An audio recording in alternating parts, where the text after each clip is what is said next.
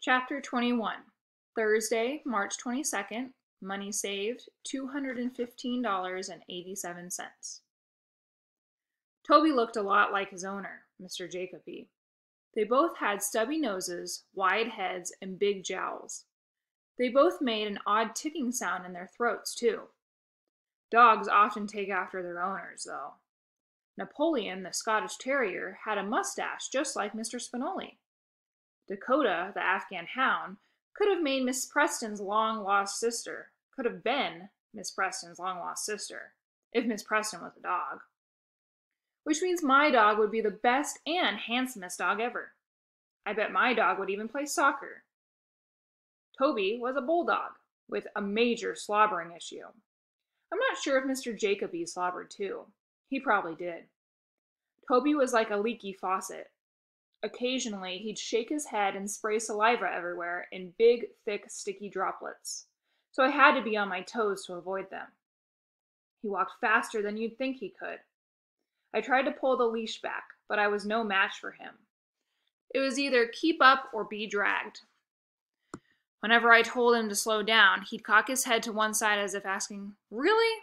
You can't keep up? Are you kidding me? Look how short my legs are." Still, he was a great dog. Energetic, fun, friendly. Really, those might be the best sort of dogs of them all, if you thought about it. When I yelled at him, he didn't seem to mind. He didn't listen either, but you can't have everything. Mr. Jacoby had warned me not to feed Toby anything. I guess he got sick easily. But we were here to walk, not eat, so I didn't worry about it. Just thinking about food made me hungry, though. It was really tiring jogging for so long. So when I passed the Wow Cow ice cream parlor and saw a kid about my age walking out the door with a vanilla ice cream cone, my stomach started growling. Ice cream is practically the best food ever made. I had money in my pocket. I needed to save every penny, but $2 wouldn't be the end of the world. Every now and then you have to treat yourself, right? Too bad there was a sign on the ice cream shop door that said, "No dogs allowed." But at least there wasn't any glitter sign on the door. I didn't know the kid with the ice cream cone, but he looked honest enough. He was tall with freckles, and I didn't see any scars. You should never trust people with scars. And he was eating vanilla ice cream. Bad people didn't eat vanilla. "Hey!" I said with a friendly wave. "Could you hold my dog while I grab a cone? It'll be just a minute." The boy sniffed. "I'll do it for $1. "It'll just be a few seconds," I replied. $1, he repeated, spitting. He was a tough negotiator, but it was only $1, and I really wanted the ice cream, so I handed him the leash. "Pay in advance," he demanded, palm out. I grumbled, but I fished $1 from my pocket and handed it over. "Hold it tight, okay?" Yeah, the kid said, shaking his head. "I know how to hold a leash." As I walked away, I thought about telling the kid what Mr. Jacoby said about Toby's delicate stomach and all. Nah, what sort of irresponsible kid would feed someone's dog ice cream? I dashed inside. There were practically a million flavors to choose from. I couldn't decide, so I asked if I could taste a dozen of them, including pistachio almond and cherries jubilee. I finally settled on Tin Roof, which is vanilla ice cream, chocolate-covered peanuts, and fudge ripple. It's practically heaven on a cone. "Keep the change!" I slipped the guy behind the counter $2. The price was $1.98. I felt generous. Ice cream will do that to you. When I stepped back outside, the freckled kid and Toby were still there. They hadn't moved, except Toby was the one with the ice cream cone now. The boy laughed while Toby ate it up. Toby loved it, too. I thought it was pretty funny until I remembered Toby's eating problems. Toby took a step back. The cone was all eaten. He didn't look very happy. "What's wrong with your dog?" asked the freckled kid. "How much did you give him?" I asked. The kid shrugged. "All of it?" Then Toby vomited all over the sidewalk and part of my shoe. "He has a weak stomach," I explained meekly. I tossed my own cone away. The smell of vomit will kill your appetite. Toby threw up again. "Are you okay, boy?"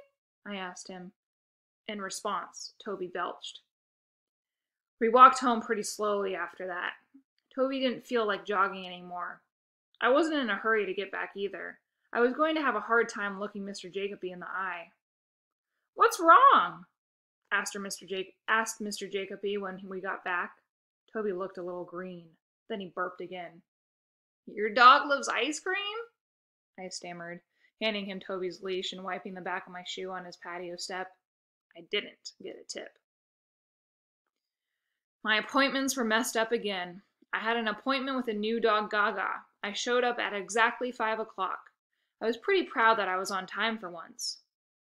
"I needed you at 4 o'clock, fumed Mrs. Polanski. She shot me a frosty stare under slanted eyes. She held Gaga, a small, fuzzy white Havanese, in her arms. Normally, they're cute, happy dogs, but Gaga shared the same evil stare as her owner. She even had the same eyebrows. But then again, dogs do look like their owners.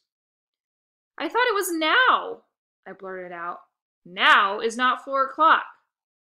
Maybe you forgot to set your clocks ahead during daylight savings time a few months ago, or is it moved them back? I always get confused."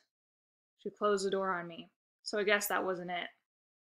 But at least it meant I wouldn't be too late for the 5:15 appointment that I'd made and had misread.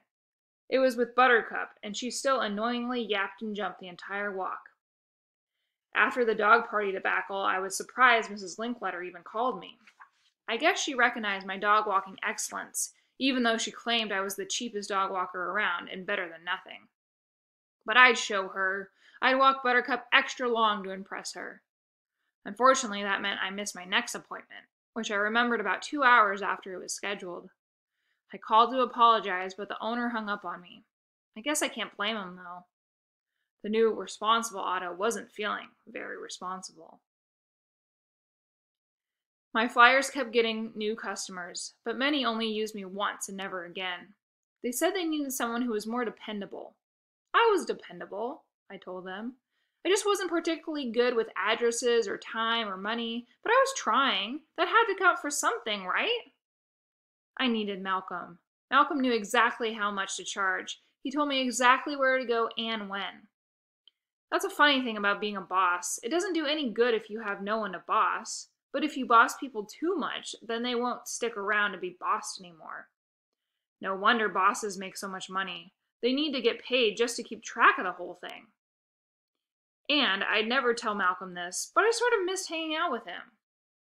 So I knocked on Malcolm's door after dinner. His mom answered and told me Malcolm was up in his room. I ran upstairs. He was doing his homework. I was so far behind in my homework, I hated to even think about doing my own. So I tried not to. It was just depressing. "What do you want?" Malcolm snarled, looking up from his desk. "What you doing?" I asked with a warm, casual smile, as if nothing had happened between us. "Homework? What do you think?" he replied. I stared at him for a moment, and he glared back. "Look, I'm sorry," I muttered softly, breaking the quiet. "What?" asked Malcolm. "You'll need to speak louder." "Sorry," I muttered again. "What?" "I'm sorry," I yelled. "I know, I was too bossy." "You weren't bossy. You were an inconsiderate egomania, narcissistic turd brain." I don't know what half of those words mean, I admitted, but I probably was. "Say them out loud. I was an inconsiderate, egomaniac, narcissistic turd brain." I sighed. "I was an inconsiderate, ego-something, something turd brain." Close enough. Malcolm smiled, and his smile was the best thing that had happened to me in days. I plopped down on his bed, relieved. "You could join the business if you want." "No, thanks." "You could make lots of money." "No, thanks." I decided to throw pride out the window. I sat up and clasped my hands together. "Please, I can't do this alone. Everything is messed up. I need you to bounce my books, make my appointments, tell me how much to charge. I'm a great dog walker. Well, maybe not great, but with my dog walking and your business savvy, there will be no stopping us, maybe." Malcolm looked at me.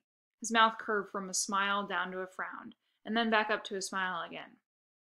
"Fine, okay, I'm in. But I want 25% of the profits this time." "But that's more than half!" I shouted. "No, it's not."